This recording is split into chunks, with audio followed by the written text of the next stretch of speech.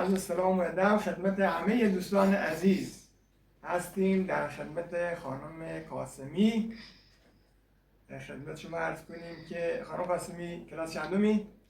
ششم دبستان. ماشاءالله. چند سال گیتار میزنی؟ تقریبا 3 ساله. 3 ساله تقریبا گیتار میزنه و الان خانم قاسمی میخواد برامون گیتار بزنه با شعر گل سنگم. به افتخارش تشویق کنید. بفرمایید.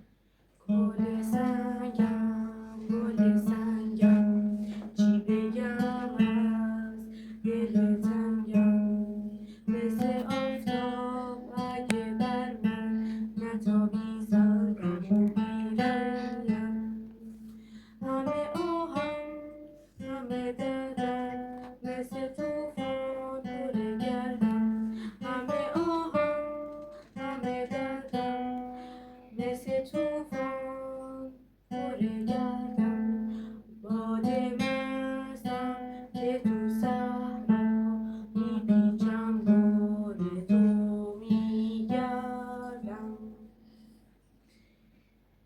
مثل بارون اگه نباری خبر از حال من نداری، بی تو پر میشم دو روزه، دل سنگت بازم میسوزه، گل سنگم گل سنگم، چی بگم از دل تنگم، گل سنگم گل سنگم، چی بگم از دل تنگم، گل سنگم گل سنگم، چی بگم از دل تنگم، مثل آفتاب اگه بر من نتابی سردم و بیرنگم.